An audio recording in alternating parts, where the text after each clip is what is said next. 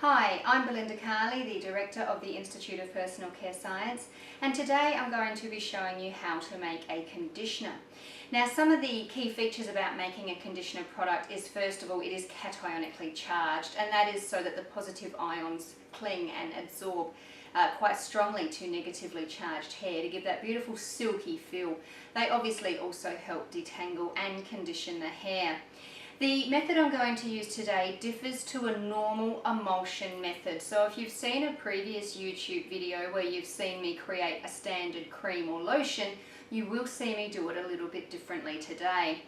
This same method also usually gets used when creating cream cleansers for the face as well. One of the key features about these formulations is that they contain such a high content of waxy emulsifiers compared to a relatively small liquid lipid portion. Now, in a manufacturing sense, in a laboratory sense even, it's very hard to melt the waxes if there's not much liquid without burning them and therefore affecting the materials. So what we actually need to do is heat the water phase to very hot, 75 or even 80 degrees, and then we add the lipid phase to the water phase. We actually melt and emulsify our oil phase and our waxy emulsifiers as they're being added to the very hot water. You'll see me do that today for a conditioner, but as I've mentioned, you'll typically need to follow this method to create a cream cleanser for the face. Now, the reason that there is such a small liquid lipid portion compared to waxy emulsifiers is simply both of these types of products want to remove excess lipids from the skin. So you don't want to be putting too much lipid into the formula, otherwise it will end up coating the face or the hair. Both situations undesirable in the type of formula we're trying to create.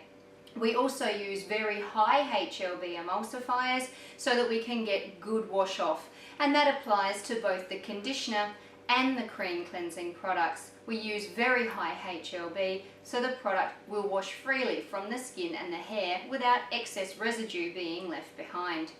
So let's get into it. So first of all, I'm preparing my water phase. Now, because I'm making a conditioner, I'm actually using a cationic guar derivative because this will help provide some substantivity, some conditioning benefits to the hair. And again, cationically charged will make the hair feel quite silky and will help with detangling. I'm also to this phase adding a polyquaternium agent, another cationic agent, a polymer that will help condition the hair, will help with detangling, will help with combability. And this particular polyquat is a 9% dilution. So when you're working out your active portion to add, you do obviously need to take into consideration the actual active proportion that you're using. Now, all ingredients that I'm using today are part of our advanced certificate or diploma packs. I'm not going to be providing you with a formula because it is part of your assessment to be able to provide me with a formula, and in the diploma to provide me with a finished product sample. So if I give you the example formula today, I'd kind of be giving it away. So instead, I'm going to show you the method.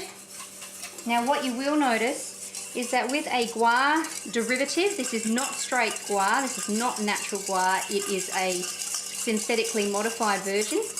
You can see that the guar has gone straight into the water without the need for a slurry. So it's been made more hydrophilic to disperse in water very easily. Now, to hydrate this fully, I need to acidify this, but I'm not going to do that until the very last step, because for a conditioner product, the final pH needs to be relatively acidic, around 4 to 4.5 anyway. So you'll see my final step of checking and adjusting pH will actually cause the viscosity to increase and fully hydrate my guar in that step. So now I'm going to put that on the heat. That, like I say, needs to get to 80 degrees in this particular example because I am going to be using benthromonium chloride. Now, you're going to see why we need to use the hot water method as I dispense this next phase, and that is because I'm using such a high proportion of waxy emulsifiers to a very small lipid input.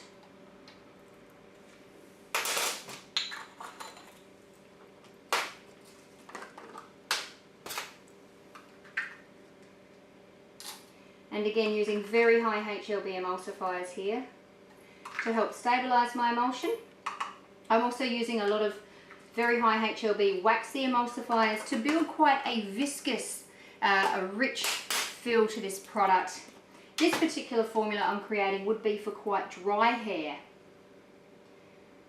And the perception that consumers have is that the thicker, more viscous a conditioning product is, the more it's going to condition the hair. Now that's not necessarily true, it depends on what you put in there. But because viscosity is seen as a mark of performance quality, I'm making this particular formula very viscous. So if you have a look at this, you'll see I have a lot of waxy substance in my bowl, very little liquid. This is why I need to add it to very hot water. I need to melt and emulsify in the one step.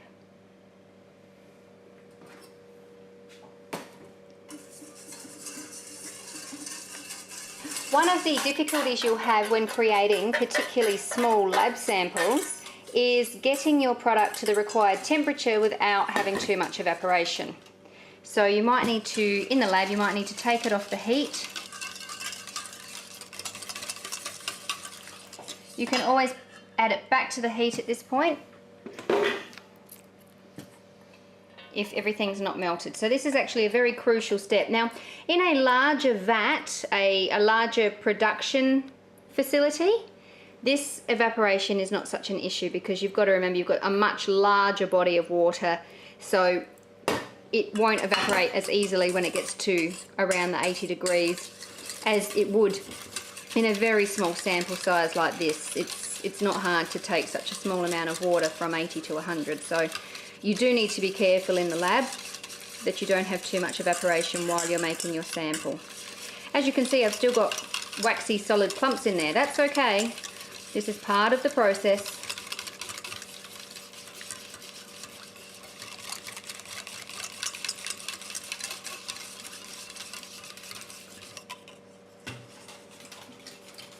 You can put it back on the heat, but just watch for any signs of evaporation, any sort of steam, take it off of the heat. You don't want that evaporation to happen.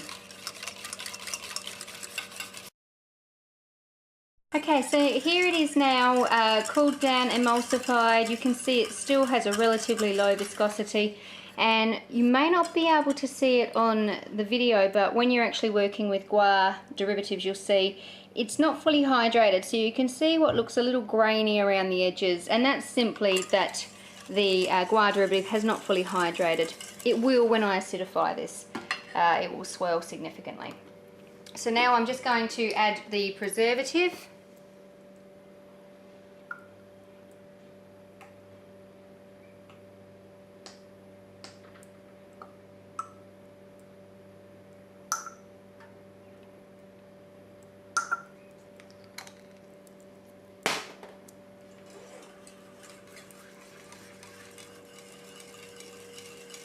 And finally,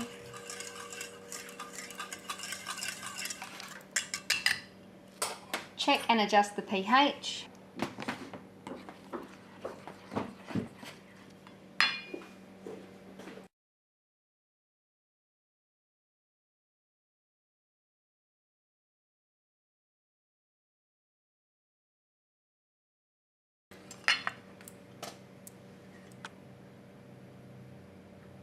Now, as mentioned, with a conditioner product, I am aiming for quite an acidic pH, and you can start to see that it's thickened because now I'm hydrating that guar derivative. Guar derivatives like acidifying to hydrate, and you can see now the product started to trace. You can see it's thickened significantly. Final check of that pH, and we're within our 4 to 4.5. Now, as with any emulsion, this will thicken significantly overnight. So whenever you make an emulsion sample, never throw the baby out with the bathwater. Always wrap it, check it tomorrow. You'll be amazed at how much more viscous this will become. by tomorrow. But already, hopefully you can see it's thickened significantly from the very thin, milky consistency we had to now be more of a lotion consistency by tomorrow because of the amount of waxy emulsifiers I've used. Remember, you use waxy emulsifiers to build body to your creams. Making a conditioner, I'm simply using very high HLB non-ionic emulsifiers and cationic emulsifiers, but I'm using a lot of waxy materials to build quite a rich viscous cream consistency. Again, it's got no real impact on the performance other than the cationic emulsifier that I've used, which of course has its cationic properties to help with conditioning and detangling. But the biggest benefit is consumer perception. Consumers like to see a thick, rich, viscous product as a mark of quality. With your cream cleansers, they also like to see a relatively viscous product, but they like it to feel very light, so it washes off the skin easily. And there's your conditioner. Like I say, whenever you make an emulsion, any type of emulsion, make sure you always check it the next day. It will thicken significantly overnight.